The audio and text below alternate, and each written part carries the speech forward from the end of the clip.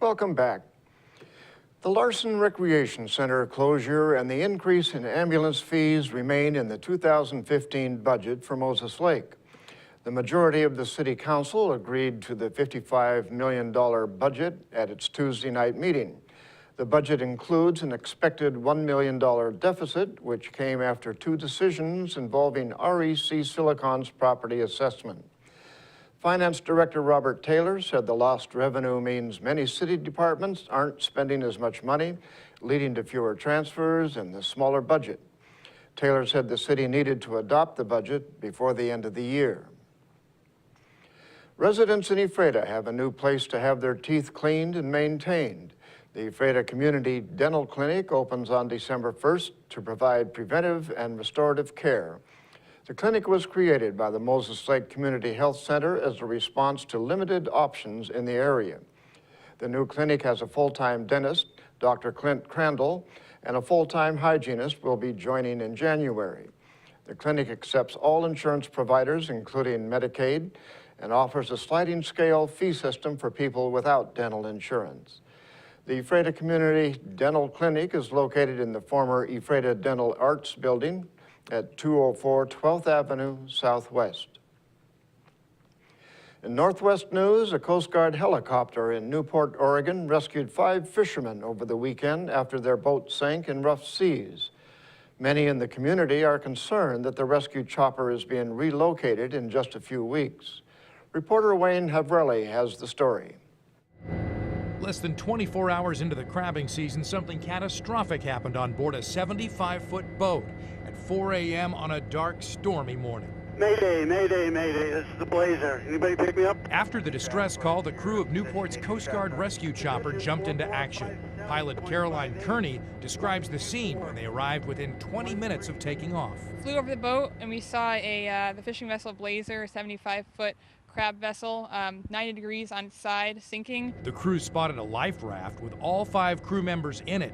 They lowered their rescue swimmer, Matt Yee, into the 15 to 20-foot seas. The waves were pretty big when we were down there. While they were hoisting the 3rd man up to the chopper, a Coast Guard boat from Depot Bay driven by Brandon O'Brien arrived to help rescue the last 2 men. It was great having them out there with us. Even though the boat was only 10 miles from the scene, it took an hour to arrive compared to the chopper's 20 minutes.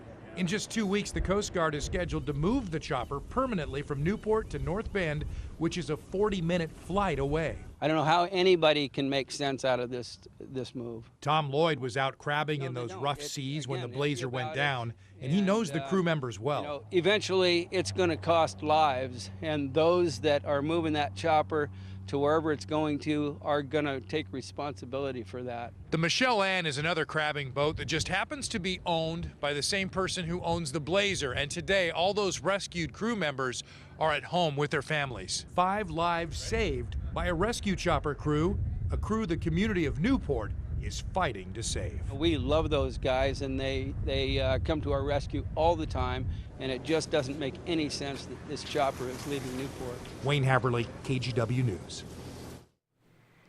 A Boise, Idaho man found a fun new way to help the needy. He turned a flash mob into a giving mob. Reporter Stephanie Zeppelin has the story. With our viral culture, ideas can spread like wildfire. Jeff Augusto wanted the idea to be a good one. There's a lot of bad material out there on the internet, and we just really wanted to do something that was positive, that would make people smile and maybe even shed a tear. He got together with a local pastor to do a giving mob. The flash mob was a popular thing, so we thought instead of doing a crazy dance, why not get together and do a giving mob? It's like a flash mob, but 10 times better. We have a really deserving woman, I would say, who's been through some really, really hard times, and she thinks she's going to be interviewed. They found the woman through Create Common Good, a local organization that helps refugees and other needy people in the community. Their giving mob recipient is a breast cancer survivor and single parent, raising her daughters and grandchild alone after leaving an abusive relationship. Augusta gathered people through social media, church, family, and friends to give the woman gifts. And we expected maybe we'd get 25 to 30 people. We had nearly 100 people show up. They want to inspire other random acts of kindness and giving mobs. And really just let's band together as a community, and maybe this can spread to banding together as a state and as a nation and as a world, that we can just help people. There's enough bad in the world, why not do little things for good and see what happens? In Boise, Stephanie Zeppelin, Idaho's News Channel 7. And that's going to do it for us here at iFiber One News. We want to thank you for watching, and we'll see you again tomorrow.